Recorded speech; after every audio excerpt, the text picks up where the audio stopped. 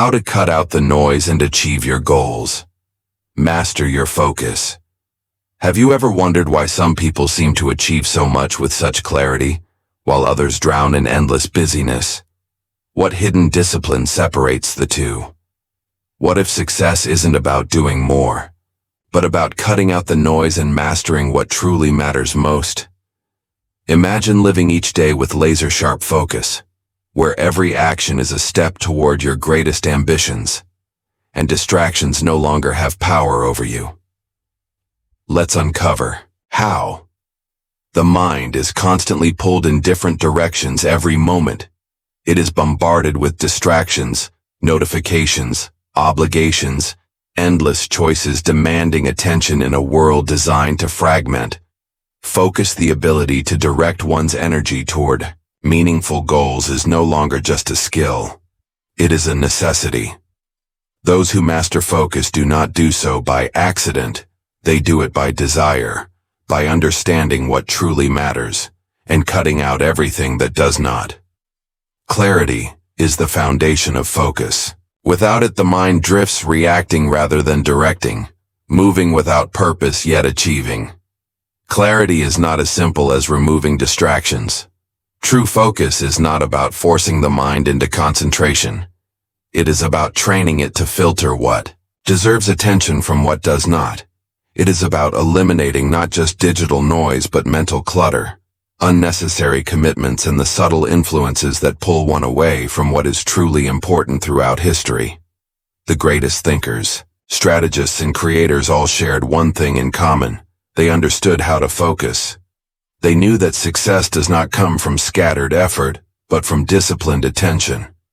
Whether in philosophy, science, or art, those who changed the world were those who mastered the ability to tune out distractions and channel their energy toward what mattered most. The ability to focus is not an inherent trait.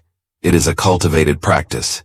It requires deliberate choices, strategic elimination of the unnecessary, and a commitment to deep intentional work.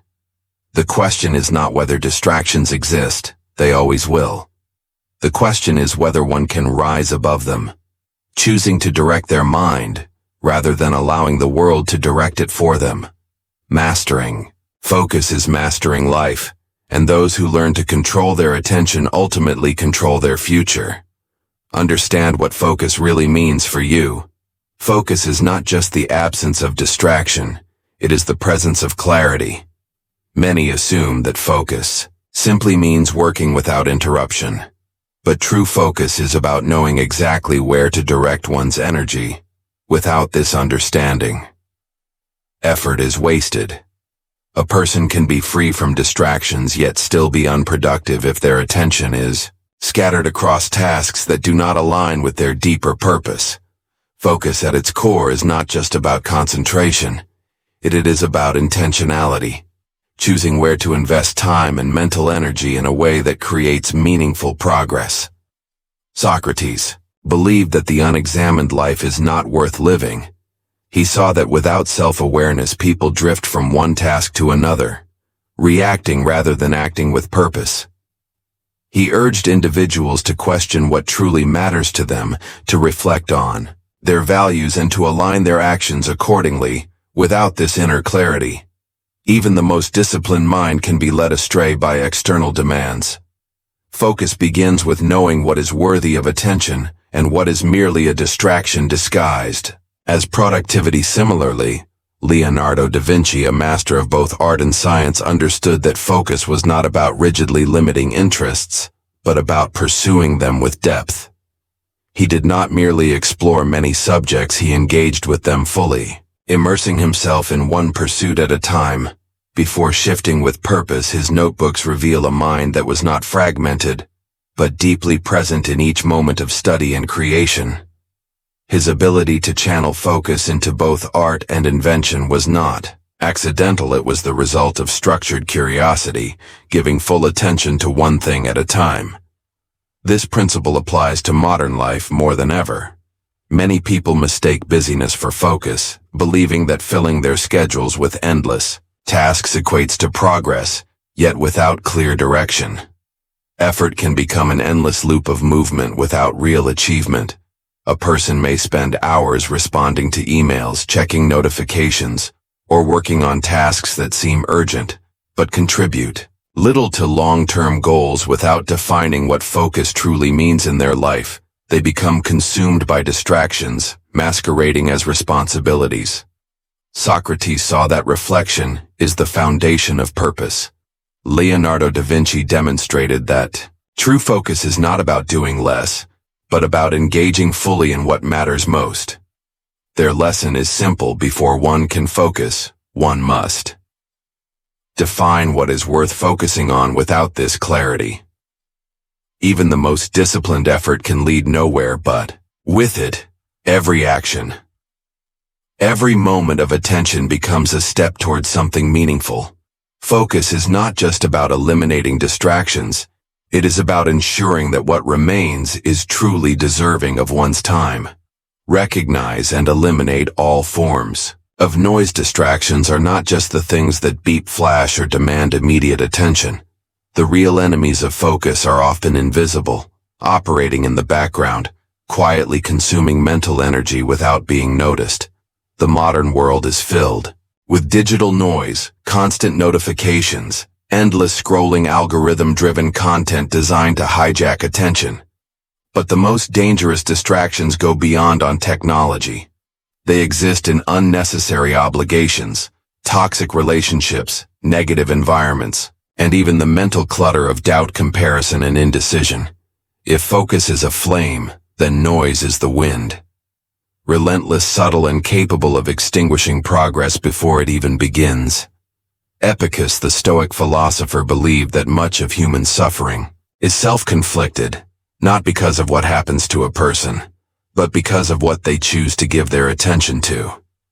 He warned that the mind, if left unguarded, will latch onto trivialities, spending energy on what is beyond control, rather than what truly matters. He saw that people often fill their time with distractions disguised as responsibilities, conversations that lead nowhere, and pursuits that offer the illusion of importance, while stealing time from deeper, more meaningful efforts. His advice was simple but profound. Focus only on what is within one's control, and eliminate everything that distracts from it. Noise is not just external. It also exists within the mind. The endless internal dialogue, the over-analysis, the fear of missing out, the constant second-guessing prevents deep engagement with any meaningful task. This kind of mental noise can be just as destructive as external distractions. A person may sit down to work, physically present but mentally scattered, their mind bouncing between past regrets, future anxieties, and irrelevant concerns without awareness. Even a distraction-free environment cannot guarantee focus if the mind itself is filled with noise. Seneca, another Stoic thinker, recognized that one's environment shapes one's thoughts. He believed that true clarity comes not just from adding more to life, but from removing what no longer serves. He advised distancing oneself from negative influences, whether they be toxic relationships, energy draining conversations, or environments that foster distraction. Just as a sculptor removes excess stone to reveal masterpiece, a person must eliminate unnecessary obligations, shallow pursuits, and influences that do not align with their deeper goals. True focus requires curation. It is not just about what one does, but about what one refuses to engage with. This principle applies universally. A person seeking focus may think their primary challenge is digital distractions, but often the real culprits are less obvious. It may be the tendency to say yes to everything, spreading themselves too thin across commitments that offer little value. It may be engaging in conversations that drain energy without purpose. It may be consuming content that breeds comparison and doubt rather than insight and motivation. These forms of noise are subtle, but over time they fragment attention and weaken the ability to concentrate deeply in practice. Eliminating noise requires both awareness and action. The first step is identification, recognizing the habits, relationships, and environments that act as sources of distraction. This means questioning routines. What activities add value, and which simply consume time without return? Which conversations energize, and which leave one feeling drained? Which digital habits serve a purpose and which exist purely out of reflex? The second step is deliberate removal. This does not mean avoiding responsibilities, but rather restructuring life to ensure that time and energy are directed toward what truly matters. It means setting boundaries, saying no without guilt, and designing an environment that nurtures deep focus rather than disrupts it. Epicus saw that attention is a form of power. What one gives energy to grow stronger. Seneca understood that clarity is not achieved by adding more but by subtracting the unnecessary. Their lesson is clear: distractions are not just what appear on a screen. They exist in thoughts, relationships, and daily routines. To master focus, one must learn to remove not only digital interruptions, but all forms of mental and environmental clutter. When noise is cut away, what remains is a mind capable of deep, uninterrupted engagement with what truly matters. Set clear, measurable goals. Focus without direction is wasted effort. Many people struggle with maintaining attention, not because they lack discipline, but because they lack clarity without a defined target. The mind drifts, reacting to whatever feels urgent rather than what is truly important. Setting clear, measurable goals is the foundation of effective focus. It provides a destination, a reason to filter distractions, and a way to measure progress. Without it, even the most determined effort can lead nowhere. Aristotle understood the power of intentionality. He believed that every action should serve a greater purpose, arguing that true fulfillment comes from aligning daily efforts with a long-term vision. To him, vague aspirations were meaningless. Excellence was not an accident, but a series of deliberate, well-directed choices. He emphasized the importance of defining goals with precision, knowing not just what one wants, but how to achieve it without specificity. Goals remain ideas rather than realities. This principle was echoed centuries later by Peter Drucker, the father of modern management, who introduced the concept of SMART goals: specific, measurable, achievable, relevant, and time-bound. He recognized that vague ambitions such as becoming successful or improving focus lacked the structure needed for execution. Instead, he advocated breaking down aspirations into clear, actionable steps. What exactly needs to be done by when? How will success be measured? A goal that is not measurable cannot be tracked, and what cannot be tracked is rarely achieved in practice. Setting clear goals requires both vision and discipline. A person who wants to become healthier will struggle if their goal is undefined. But a person who commits to exercising for 30 minutes 5 times a week has a concrete target that allows for progress tracking. A writer who wants to finish a book may feel overwhelmed, but if they decide to write 500 words every morning before checking their phone, they create a structure that makes success inevitable. The mind resists vague ambition, but responds well to clear direction. However, setting goals is not just about creating structure, it is also about alignment. Mihaly Csikszentmihalyi, the psychologist behind the concept of flow, found that people experience deep focus and fulfillment when their goals challenge them without overwhelming them. If a goal is too easy, it does not engage the mind. If it is too difficult, it creates resistance. The key is to set objectives that stretch one's abilities just enough to inspire growth, while remaining within reach. A student aiming for mastery should not seek perfection overnight, but should set progressive targets, improving one skill at a time, rather than attempting to master everything at once. This principle applies in every field. A business that does not set clear quarterly objectives drifts, aimlessly reacting rather than strategizing. An athlete without structured training goals struggles to track improvement. A person who seeks personal growth but does not define their milestones risks feeling lost, unable to measure progress. The greatest achievers Whether philosophers, scientists, or artists did not simply work hard, they worked with precision, knowing exactly what we're working toward. Aristotle taught that purpose gives meaning to action. Dreer demonstrated that measurable goals turn ambition into reality. Csikszentmihalyi revealed that the right level of challenge sustains focus. Their lesson is clear. Success is not just about working harder, it is about working with intention to focus deeply.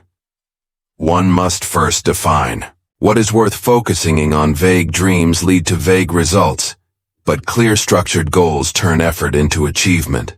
When direction is precise, distractions become irrelevant and every action moves one step closer to fulfillment. Master the art of ruthless prioritization. Not everything deserves attention. The modern world pushes the idea that productivity is about doing more, filling every hour with tasks, maximizing output, constantly striving to accomplish as much as possible. But real progress does not come from endless busyness, it comes from precision. Those who achieve the most do not scatter their efforts across countless priorities. They refine, they eliminate, they focus only on what truly matters and allow everything else to fade into the background. Confucius understood this long before the concept of modern productivity existed.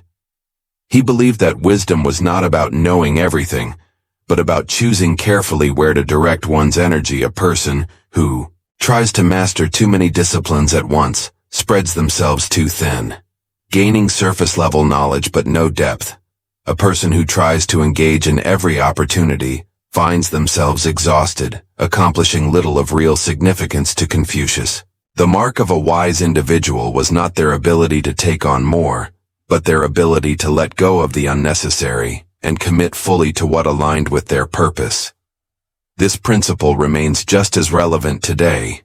Many people struggle, not because they lack focus, but because they focus on the wrong things. A person may spend hours responding to emails but make no real progress on meaningful work.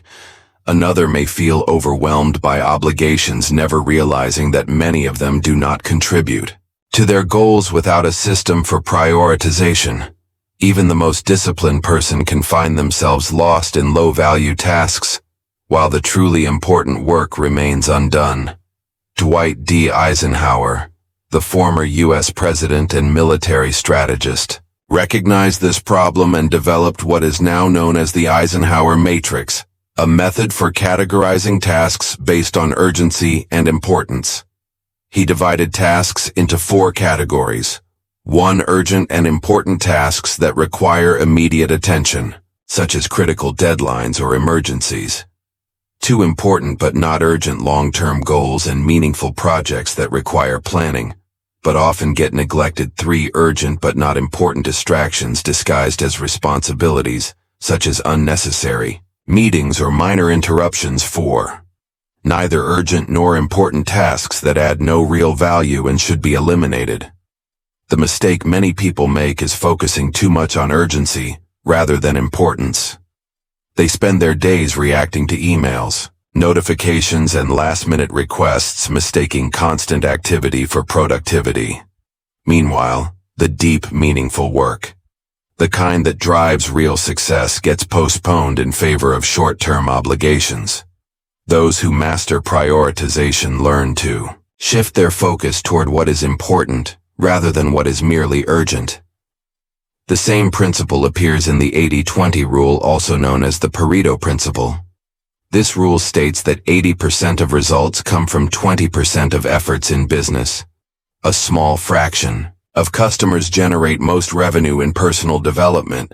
A few key habits lead to the greatest transformation in learning.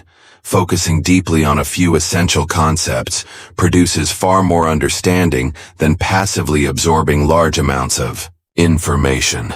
The most effective people do not try to do everything. They identify the 20% of tasks that drive the most impact and devote their energy to those. This understanding separates those who make real progress from those who remain stuck in endless motion. A writer who spends months fine-tuning minor details without ever finishing their work is not productive. A business owner who perfects a website while neglecting the actual product is not prioritizing wisely. A student who obsessively organizes notes but doesn't engage in deep study is mistaking preparation for action.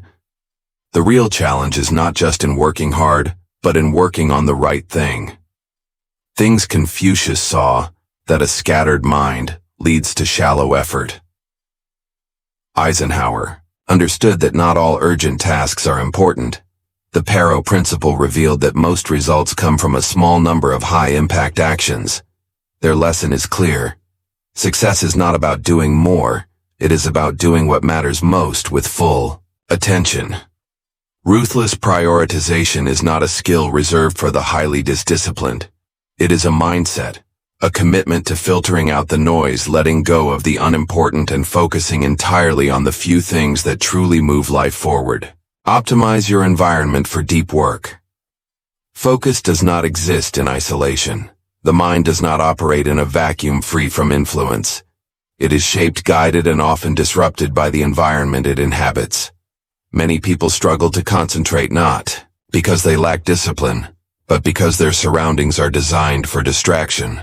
A cluttered desk, an unorganized schedule, a phone that constantly buzzes, each of these fragments, attention pulling the mind away from deep work before it even begins. Those who master focus do not rely on willpower alone. They shape their environment in intentionally removing obstacles and crafting a space that naturally fosters deep, uninterrupted concentration. Marcus Aurelius, the Stoic emperor, understood this principle well.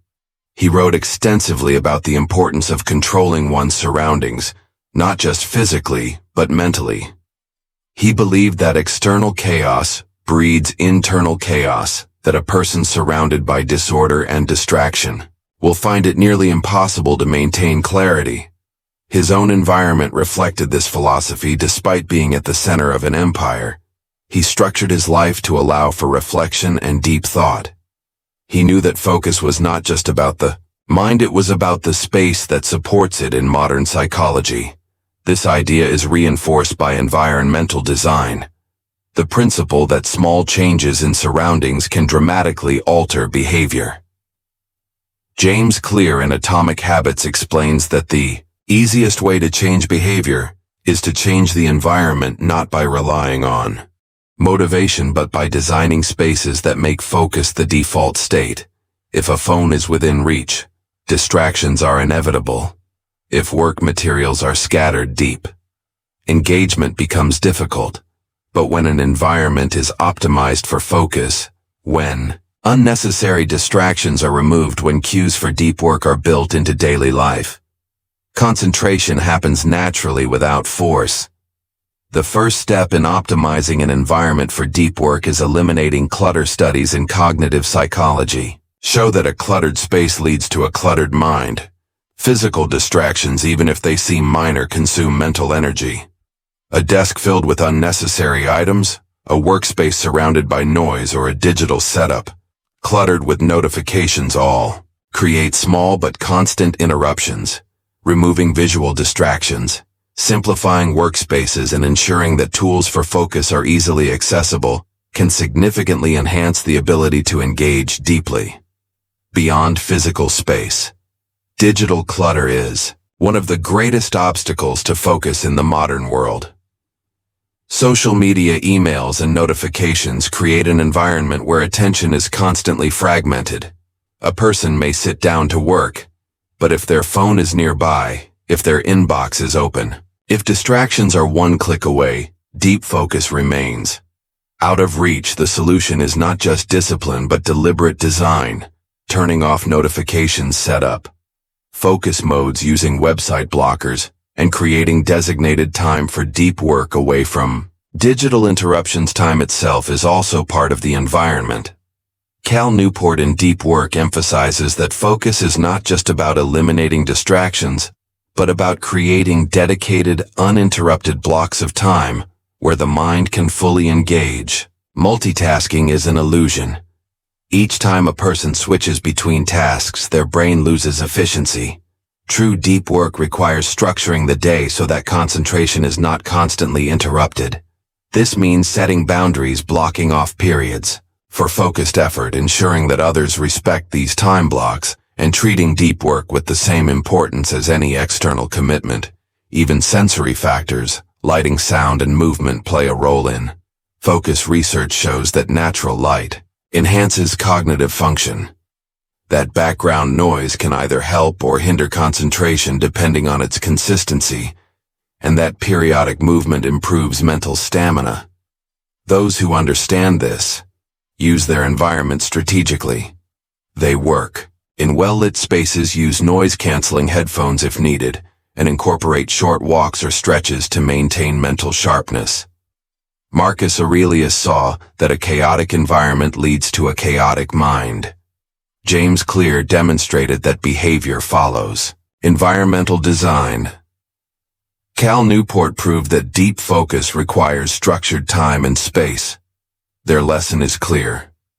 Focus is not just about mental effort. It is about creating an environment where deep work becomes inevitable. Those who shape their surroundings with intention do not fight for focus. They allow it to happen naturally. The mind flourishes, not in resistance to distraction, but in a space where clarity is the default state. Eliminate digital addictions and reclaim your time. The modern world is built for distraction. Every notification, every algorithm, every endlessly scrolling feed is designed not to inform, but to capture and hold attention.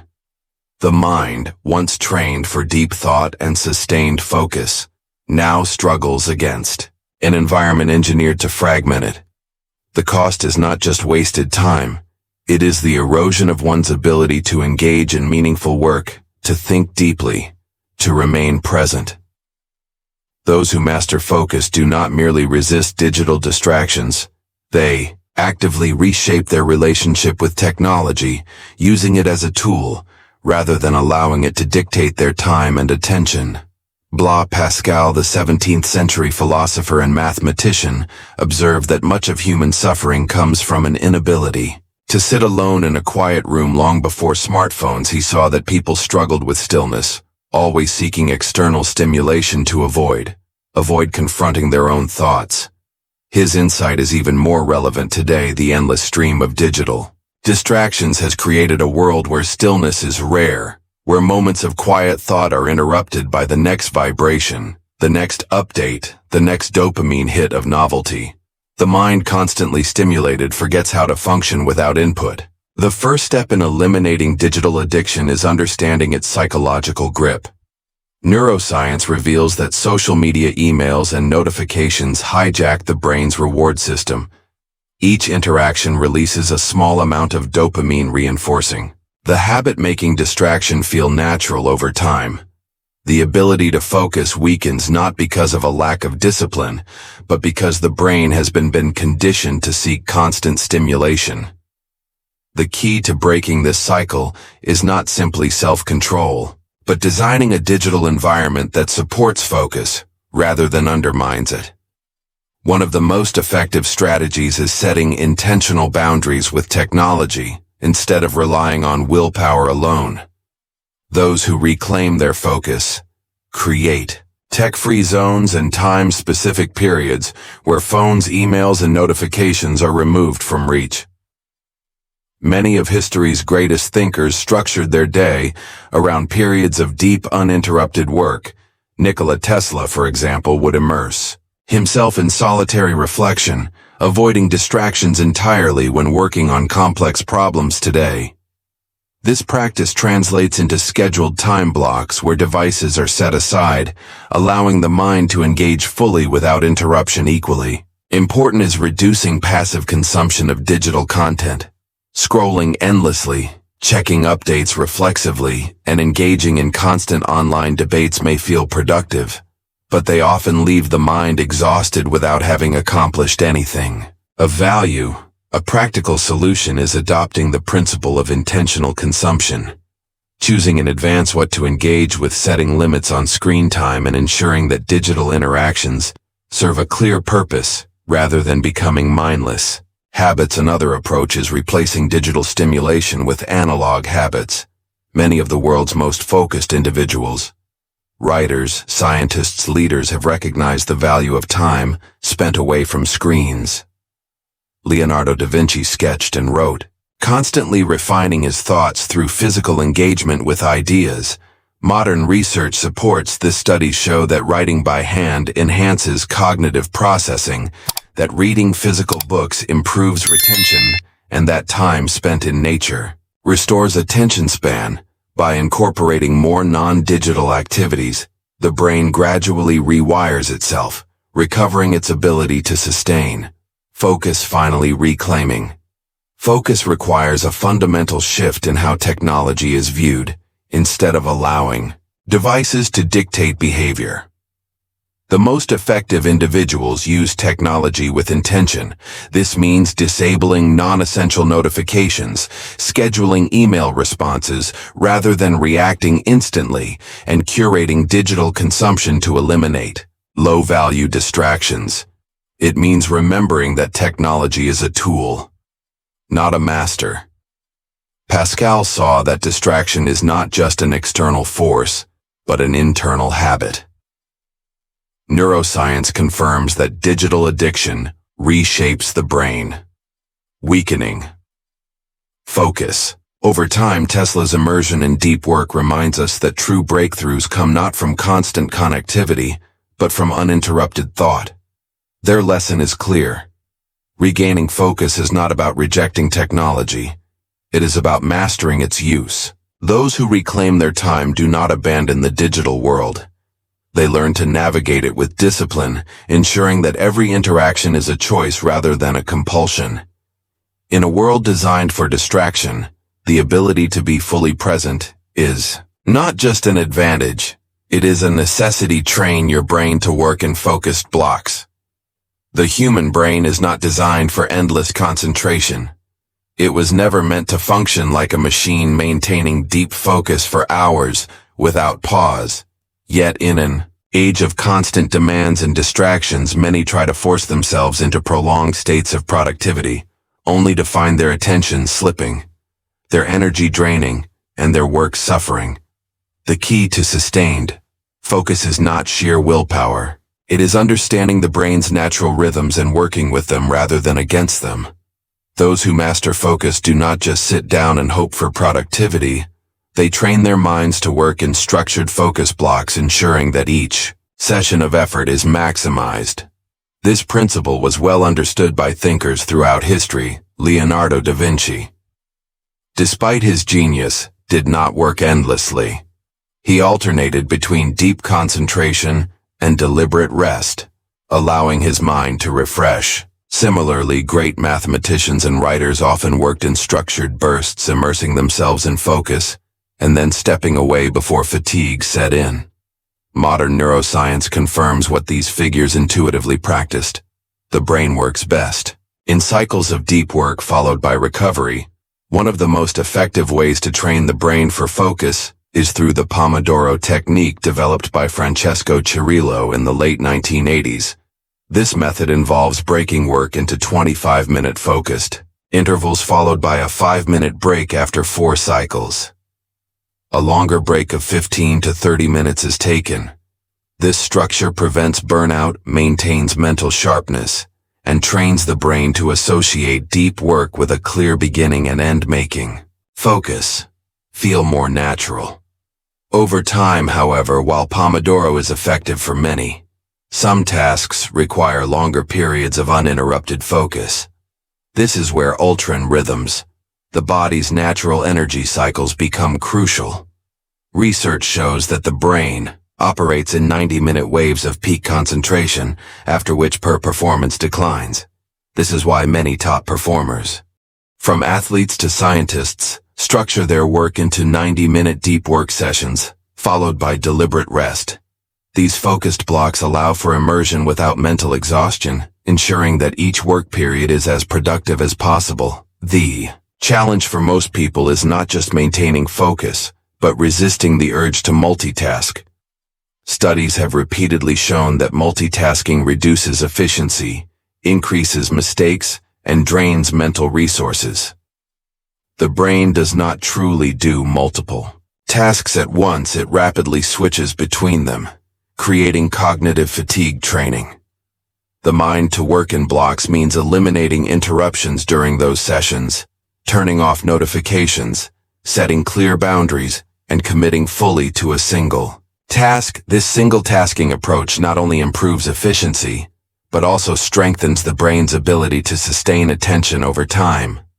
Beyond structuring time, environmental cues play a vital role in reinforcing deep work habits. Mihaly Csikszentmihalyi, the psychologist behind flow state research, found that individuals who engage in deep immersive work often have specific rituals and environments that signal to the brain that it is time to focus. This can be as simple as using the same workspace each time, listening to instrumental music, or having a pre-work routine that conditions the mind for concentration. By consistently associating certain behaviors with deep focus, the brain learns to enter that state more quickly. Another overlooked aspect of training the brain for focus is strategic recovery. Just as muscles need rest to grow stronger, the brain requires moments of disengagement to function at its best. Many high achievers, from writers to entrepreneurs, integrate short walks, meditation, or even power naps between work sessions, not as a form of laziness, but as a method to sustain. Peak performance research shows that even brief mental breaks enhance problem-solving abilities, creativity, and long-term focus. Leonardo da Vinci's structured creativity, Cirillo's Pomodoro method, and Csikszentmihalyi's flow state research all point to the same truth. Deep focus is not about forcing endless productivity. It is about working in alignment with how the brain naturally operates. Those who train their minds to work in focused blocks, eliminate multitasking, and integrate recovery do not just improve their efficiency, they develop a sustainable system for lifelong concentration in a world where attention is fragmented. The ability to work with precision in structured cycles is one of the most powerful skills a person can cultivate, overcome mental resistance and self-doubt. The greatest obstacle to focus is not always external. It is internal. While distractions, like social media notifications and environmental noise, are obvious, the deeper challenge lies in the mind's own resistance, procrastination, perfectionism, fear of failure. These are not just bad habits, they are mental barriers that quietly erode focus, making even the simplest tasks feel overwhelming. The mind left unchecked creates its own distractions, offering excuses, amplifying doubts, and convincing itself that hard things can wait. But those who master focus do not just eliminate external noise, they learn to retrain their inner dialogue, turning hesitation into action. Lao, the ancient Chinese philosopher, believed that the hardest step is always the first one. He observed that the mind resists change, preferring comfort over challenge, familiarity over effort. This is why the beginning of any task feels difficult, not because the task itself is impossible, but because the mind fights against momentum. His wisdom remains relevant today. The brain, driven by its preference for ease, often disguises resistance as rational thought. I'll start when I feel ready. Maybe I need to plan more before taking action. What if I fail? But readiness is a myth. Action must come first, and confidence follows. One of the most effective ways to break through mental resistance is the 5-minute rule, a concept backed by behavioral psychology. When faced with a task that feels overwhelming, commit to working on it for just 5 minutes. This bypasses the brain's instinct to avoid effort because the commitment feels too small to resist. However, once started, the mind naturally continues beyond those 5 minutes as momentum overcomes hesitation. This technique is used by athletes, writers, and high performers to defeat procrastination, not by forcing motivation, but by tricking the mind into action. Another major barrier to focus is perfectionism. The fear of starting, because the outcome might not be flawless. This mindset creates endless hesitation, turning simple tasks into impossible Once Michelangelo, one of the greatest artists of the Renaissance, understood this well. His works, including the Sistine Chapel, were not born from a pursuit of perfection, but from a relentless process of refinement. He did not wait for perfect conditions or flawless execution. He began, adjusted, and improved along the way. The same applies to any meaningful work. Focus is not about getting everything right immediately. It is about starting, refining, and allowing progress to unfold. Self-doubt. Another silent killer of focus convinces the mind that effort will not lead to success.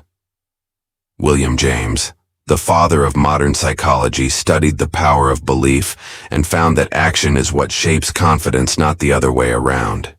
He observed that people often wait to feel capable before taking action. But in reality, capability is built through action itself. A person who doubts their ability to write does not become confident by thinking about writing. They become confident, by writing. A person who fears public speaking does not overcome it by waiting for courage. They overcome it by speaking again and again until fear is replaced with familiarity. To overcome these mental barriers, one must reframe the way they view difficulty. Instead of seeing resistance as a sign to stop, it must be seen as a natural part of progress. Marcus Aurelius, the Stoic emperor, believed that obstacles were not meant to halt progress, but to shape it. He wrote, "The impediment to action advances. Action, what stands in the way, becomes the way." This philosophy teaches that the very challenges that cause hesitation are the ones that create growth. Resistance is not a reason to stop, it is proof that something valuable lies ahead.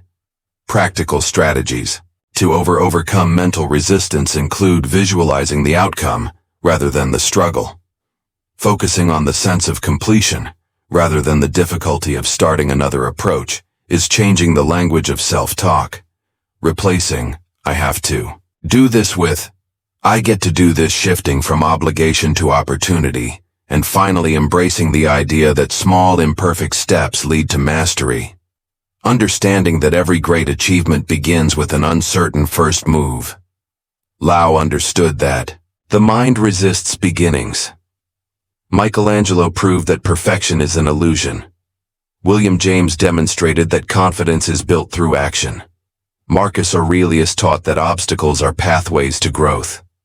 Their lesson is clear.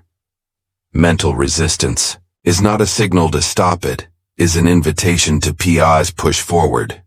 Focus is not about waiting for the right mindset. It is about creating it through action. Those who learn to move despite hesitation, to start despite doubt, and to embrace imperfection as part of the process do not just overcome resistance, they transform it into fuel for progress. Use rest and reflection as tools for productivity. The modern world glorifies relentless work. Hustle culture promotes the idea that success comes from constant action, long hours, minimal sleep, and an unbroken cycle of productivity. But true focus is not about working endlessly. It is about working intelligently. The mind is not an engine that can run indefinitely. It is a system that requires balance, alternating between intense concentration and deliberate recovery. Those who sustain deep focus do not just push harder. They learn to step back, understanding that rest and reflection are not distractions from productivity, but essential components of it. Aristotle saw that contemplation was the highest form of human activity. He believed that deep thinking rather than constant motion led to true wisdom. To him, great ideas were not born from endless effort, but from moments of stillness where the mind could process, synthesize, and refine knowledge. His philosophy was not about laziness, but about intentional rest. Pausing not to escape work, but to improve it. Modern science confirms this. Studies show that the brain does not consolidate learning while actively working. It does so during rest, particularly during sleep and moments of quiet reflection. One of the most overlooked tools for focus is strategic disengagement. The ability to step away from work in a way that enhances performance, rather than diminishes it. Leonardo da Vinci, known for his boundless creativity, would frequently leave his paintings unfinished for days or even weeks, returning with fresh eyes and new insights. He understood that mental breakthroughs often happen, not during effort, but during rest, when the subconscious mind is given space to connect ideas in ways that conscious effort alone cannot achieve. Modern neuroscience supports this idea through the default mode, network DMN, a system in the brain that becomes active during rest, responsible for creativity, problem-solving, and long-term thinking. When a person disengages from focused work, whether through a walk, meditation, or simple reflection, the brain does not shut off. Instead, it enters a mode where connections between ideas strengthen, insights emerge, and solutions become clearer. This is why some of the best ideas come not while working, but while doing something entirely unrelated, a phenomenon experienced by thinkers, artists, and scientists throughout history. Reflection, like rest, is an essential part of sustained focus. Sina, the Roman philosopher, practiced daily self-examination, believing that progress is not just about action, but about understanding one's actions. He would review his decisions, thoughts, and behaviors, ensuring that each day aligned with his long-term goals. This habit of deliberate reflection helps sharpen focus by filtering out distractions, reinforcing priorities, and ensuring that effort is directed toward meaningful progress rather than reactive busyness. However, not all rest is equal mindless. Distraction such as passive scrolling through social media or binge-watching content does not restore focus. It depletes it further. The key is intentional rest, choosing activities that genuinely recharge the mind, such as nature walks, reading deep, breathing exercises, or unstructured moments of silence. Nikola Tesla, one of history's most brilliant inventors, often took long walks alone, using that time not to escape thought, but to allow his ideas to develop organically. His insights did not come from forcing focus, but from allowing space for it to emerge naturally. The balance between effort and recovery applies to everything: physical training, intellectual work, creative pursuits. Athletes do not improve by training relentlessly. They improve by alternating intensity with recovery. The same is true for the mind. A person who works without pause may feel productive, but over time their efficiency declines, their creativity fades, and their ability to maintain deep focus diminishes. Those who embrace rest not as an afterthought but as a deliberate tool for peak performance are the ones who sustain focus in the long run. Aristotle saw that contemplation leads to wisdom. Leonardo da Vinci demonstrated that breakthroughs happen during rest. Seneca proved that reflection refines focus. Tesla used disengagement as a tool for creative insight. Their lesson is clear. Rest is not the opposite of productivity. It is its foundation. The mind, like any finely tuned instrument, requires both tension and release. Those who master this balance do not burn out. They build a sustainable rhythm where focus remains sharp, creativity flourishes, and progress becomes a continuous, intentional process. Develop mental toughness to stay committed. Focus is easy when motivation is high, when enthusiasm is fresh, when goals feel exciting, when the path ahead is clear. Staying disciplined comes naturally, but true commitment is tested in the moments when energy fades, when distractions creep in, when progress feels slow. Mental toughness is not about force, it is about endurance. It is the ability to continue despite resistance, to remain steady when obstacles arise, to commit to focus, even when the mind seeks an easier path. Those who sustain deep concentration over the long run do not rely on fleeting inspiration. They cultivate resilience, discipline, and an unshakable sense of purpose. Epictetus, the Stoic philosopher, understood this deeply. He believed that the difference between those who succeed and those who do not is not talent or luck, but the ability to persist. When things become difficult, he saw that most people abandon their focus not because they are incapable, but because they allow discomfort to dictate their actions. His approach was simple but powerful: train the mind to withstand discomfort rather than avoid it. To him, developing mental toughness was not about suppressing emotions or ignoring struggle. It was about accepting that challenges are part of the process and choosing to move forward regardless. This principle is reinforced by modern psychology studies on grit, a term popularized by researcher Angela Duckworth, show that success is not about intensity. It is about consistency. Those who achieve mastery in any field are not the ones who work the hardest in short bursts, but the ones who show up day after day, even when conditions are not ideal. Writers write when they do not feel inspired. Athletes train when they do not feel strong. Innovators push forward when progress seems invisible.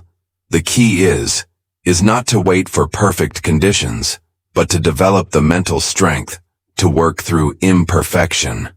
One of the greatest challenges to long-term focus is emotional reactivity, allowing frustration, boredom, or self-doubt to interrupt momentum.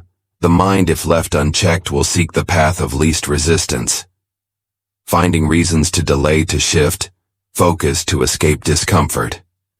The solution is training the mind to detach from short-term emotions and remain anchored in long-term commitment. Viktor Frankl, the psychologist and Holocaust survivor, wrote extensively about this idea, arguing that when a person connects deeply with their purpose, they can endure any temporary difficulty. His insight was not about ignoring hardship, but about shifting perspective, understanding that the struggle of the moment is insignificant compared to the greater goal. Mental toughness is not an innate trait. It's something that's built through deliberate action. One way to cultivate it is through small acts of discipline in daily life. Choosing to wake up early even when it is uncomfortable, completing a task before checking notifications, sticking to commitments even when motivation wavers. These seemingly minor decisions create a foundation of resilience, training the mind to prioritize commitment over fleeting emotion over time. These habits form an identity, not just someone who focuses, but someone who does not quit. Another strategy is visualizing long-term rewards rather than short-term struggles. When the brain fixates on difficulty, tasks feel heavier. But when the mind focuses on what will be gained, the knowledge, the skill, the progress, the challenge becomes more bearable. This technique is used by elite athletes, Navy SEALs, and high performers in every field. They do not dwell on exhaustion. They focus on the outcome. They do not indulge in the thought of quitting. They remind themselves why they started. Ultimately, focus is not just about avoiding distractions. It is about enduring the discomfort that comes with sustained effort. Epictetus saw that resilience determines success more than talent. Angela Duckworth proved that consistency outperforms intensity. Viktor Frankl revealed that purpose strengthens endurance. Their lesson is clear. Mental toughness is the foundation of lasting focus. Those who develop the discipline to continue when it is difficult, the clarity to detach from momentary frustration, and the perspective to see beyond temporary setbacks do not just maintain focus. They master it in a world where most people quit when things become difficult. Those who persist, who train their minds to stay steady, who commit fully to their goals, will always stand apart, learn to say no and set boundaries. Focus is not just about what one chooses to do. It is just as much about what one refuses to do. The ability to concentrate deeply on meaningful work is not merely a function of willpower or motivation, but of guarding one's time and energy against unnecessary commitments many people struggle with. Focus not because they lack discipline, but because they are constantly pulled in multiple directions by obligations that do not align with their priorities. Every unnecessary yes is a silent no to something that truly matters. Those who master focus do not just control their attention. They control their environment by setting firm boundaries and learning to decline distractions, obligations, and requests that dilute their efforts. This principle has been understood for centuries. Socrates, one of history's greatest thinkers, believed that wisdom begins with self-awareness, knowing one's limitations and acting accordingly. He observed that many people spread themselves too thin, engaging in endless pursuits without questioning whether they truly align with their purpose to him. Saying no was not about selfishness, it was about clarity. He understood that time and energy are finite, and that to focus deeply on what matters, one must first eliminate what does not. In modern psychology, this concept is reinforced by the idea of decision fatigue. Studies show that the brain has a limited capacity for making decisions. Each day, the more choices a person makes, whether responding to emails, attending unnecessary meetings, or accommodating obligations, the more mental energy is completed by the time they sit down to engage in meaningful work. Their ability to focus has already been compromised. This is why the most effective individuals protect their time, fiercely reserving mental energy for what truly moves them forward. One of the most powerful frameworks for setting boundaries is Greg Mohn's concept of essentialism, the practice of focusing only on the few things that produce the greatest results and eliminating everything else. He argues that success is not about doing more but about doing less better. Those who apply this philosophy do not allow themselves to be overwhelmed by external demands. They evaluate each request, each commitment, and each distraction with one critical question: does this align with my highest priorities? If the answer is no, they decline without guilt, understanding that every misallocated effort is a lost opportunity for something greater. However, setting boundaries is not just about declining external requests. It is also about establishing rules for oneself. Many distractions are self-inflicted: checking messages, impulsively engaging in conversations that offer little value, over committing to obligations out of habit rather than necessity. The most focused individuals establish personal guidelines, time blocks for deep work, designated periods for communication, and clear rules for what deserves their attention and what does not. They do not let external pressures dictate their schedule. They design their days intentionally. One of the greatest challenges in saying no is the fear of disappointing others. Many hesitate to set back boundaries because they worry about how they will be perceived, concerned that declining requests might make them seem unhelpful, unkind, or difficult. But Warren Buffett, one of the most successful investors in history, famously said the difference between successful people and very successful people is that very successful people say no to almost everything. This is not about arrogance, it is about focus.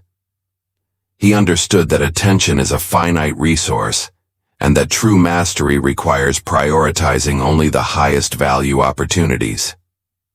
Socrates saw that wisdom begins with knowing what to ignore. Decision fatigue research proves that every unnecessary choice weakens focus. Greg Mohn's essentialism teaches that success is about doing less but better. Buffett's philosophy reminds us that saying no is not rejection, it is strategic clarity. Their lesson is clear: to focus deeply, one must protect their time relentlessly. Those who master this skill do not allow distractions, obligations, or the expectations of others to pull them away from their goals. They understand that the ability to say no is not a limitation. It is a powerful tool for directing energy toward what truly matters. Align your daily actions with your bigger vision. Focus is not just about isolated moments of deep work. It is about consistency. Many people set ambitious goals, yet their daily actions do not reflect those aspirations. They want to build a business, but spend most of their time on low-priority tasks. They want to master a skill but allow stray actions to consume their schedule. The disconnect between what they desire and how they spend their time is what keeps them stagnant. Those who achieve meaningful success do not just work hard occasionally. They align their daily habits with their long-term vision, ensuring that every action moves them closer to their ultimate goal. This principle has been central to many philosophical traditions. Aristotle believed that excellence was not a singular act, but a habit, famously stating, "We are what we repeatedly do." He saw that true mastery was not achieved through grand gestures or momentary bursts of effort, but through daily disciplined action.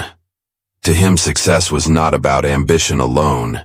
It was about creating routines that made progress inevitable. A person who wants to be a writer must write every day. A person who wants to be an athlete must train consistently. Vision, without aligned action, is nothing more than a wish. Modern behavioral psychology reinforces this idea. James Clear in Atomic Habits explains that people do not rise to the level of their goals, they fall to the level of their systems. Wishing to be productive does not create productivity. Structuring daily routines for full does those who sustain deep concentration do not just hope for the right conditions, they build environments, habits, and mindsets that make focus automatic. Their lives are designed in a way that ensures that every small action compounds into something significant over time. One of the most effective ways to align daily actions with long-term goals is habit tracking, a method used by some of the world's most disciplined individuals. Benjamin Franklin, for example, meticulously tracked his daily virtues, holding himself accountable for whether he lived according to his ideals. His success was not the result of sudden bursts of motivation, but of a carefully structured system that ensured he remained aligned with his principles. This approach remains just as powerful today. Keeping a daily journal, tracking progress, and setting clear intentions helps maintain focus and ensures that small efforts accumulate into major achievements. Another key practice is setting non-negotiable priorities each day. Many people begin their M&S by reacting, checking messages, responding to urgent but unimportant tasks, allowing their day to be dictated by external demands. Those who maintain focus, however, start with intention. They identify one or two critical actions that will drive the most progress and structure their day around those. By consistently prioritizing high-impact tasks, they ensure that each day brings them closer to their long-term vision. Equally important is regular self-reflection, a practice used by many of history's greatest thinkers. Marcus Aurelius in his Meditations would review his actions, ensuring that they aligned with his principles and goals. This practice is a safeguard against distraction. It allows one to assess whether their time is being spent wisely or whether they are drifting off course. A simple daily reflection asking, "Did my actions today reflect my long-term goals?" can serve as a powerful guide for maintaining focus. Ultimately, sustained focus is not about working harder for short periods. It is about structuring life in a way that makes focus a natural byproduct of daily habits. Aristotle saw that excellence is built through repeated action. James Clear proved that systems dictate success more than goals. Benjamin Franklin demonstrated that tracking progress keeps one accountable. Marcus Aurelius reminded us that self-reflection ensures alignment with purpose. Their lesson is clear. True focus is not occasional. It is embedded in daily life. Those who master it do not wait for inspiration or ideal conditions. They ensure that every day, in small, deliberate ways, they are moving in the direction of their vision until that vision becomes reality. Make focus a core part of your identity. Focus is not just a skill, it is an identity. Many people approach concentration as something they need to improve, a technique they must master, or a habit they should build. But the deepest, most lasting form of focus does not come from external strategies alone. It comes from seeing oneself as a focused person, as someone who naturally directs attention with intention, who does not allow distractions to dictate their actions, and who moves through life with clarity and purpose. Those who must master focus do not just practice it, they embody it.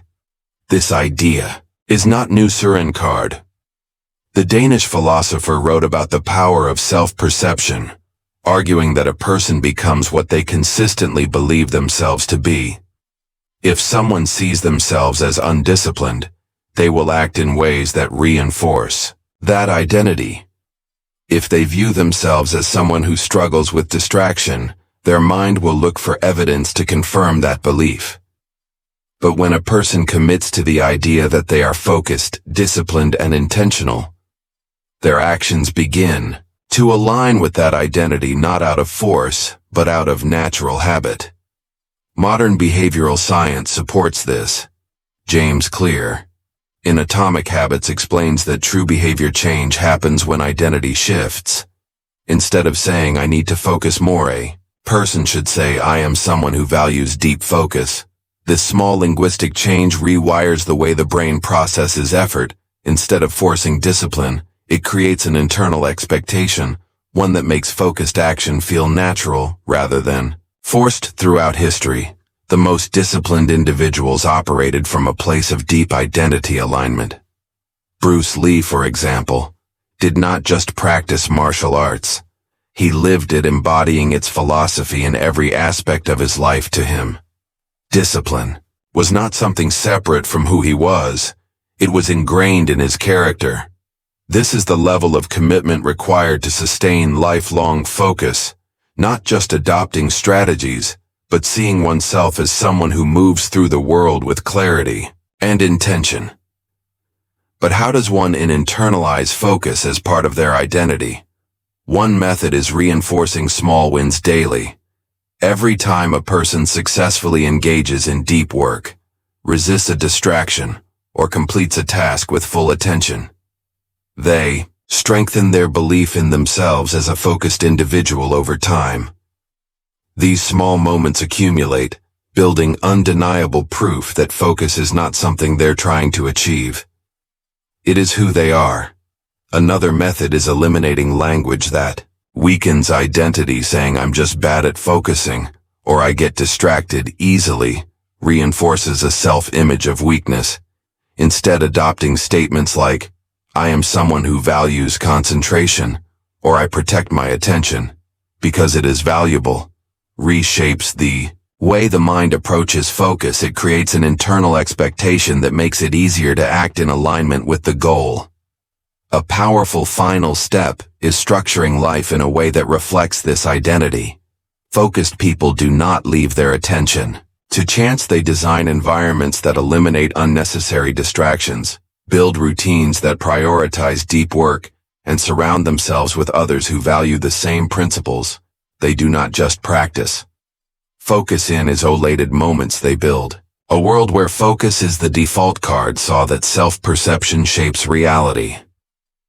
James Clear demonstrated that identity dictates behavior. Bruce Lee proved that discipline is most powerful when it is a way of being, not just an effort. Their lesson is clear: to sustain deep focus, one must not just practice it but embody it. Those who integrate focus into their identity do not struggle to concentrate. They act in alignment with who they have chosen to become in a world filled with distraction. The ability to define oneself as someone who moves with purpose is not just an advantage, it is a transformation. The power of focus, a lifelong commitment. Focus is more than a skill. It is a way of living. It is the quiet discipline of directing attention toward what truly matters while letting go of everything that does not, in a world that constantly pulls in 1,000 directions, where distractions compete endlessly. For mental space, the ability to concentrate is not just useful, it is essential. Those who master it do not merely work harder, they work with greater precision, depth, and clarity. History has shown that the greatest minds, the most accomplished individuals, were not those who simply had talent, but those who knew where to place their attention. Aristotle understood that excellence is built through repeated actions. Seneca knew that clarity requires eliminating the unnecessary guard. Saw that identity shapes behavior. Their wisdom remains as relevant today as it was in their time. The mind is a tool, and those who learn to wield it with intention will always rise above those who let it be scattered by distractions. Focus is not about working harder for short bursts. It is about crafting a life where deep concentration is the default state. It's about designing environments that nurture undivided attention, setting boundaries that protect energy, and aligning daily actions with long-term aspirations. It's about learning to say no, not just to external noise, but to the internal habits of procrastination, self-doubt, and mental fragmentation. True mastery of focus is not found in momentary discipline, but in the transformation of identity. It is in becoming someone for whom presence, clarity, and deep engagement are second nature. The world will always be filled with distractions, but in the end, the ability to control one's attention, the rare skill of choosing where to place it and for how long, determines the trajectory of success, fulfillment, and purpose. The question is not whether focus is important.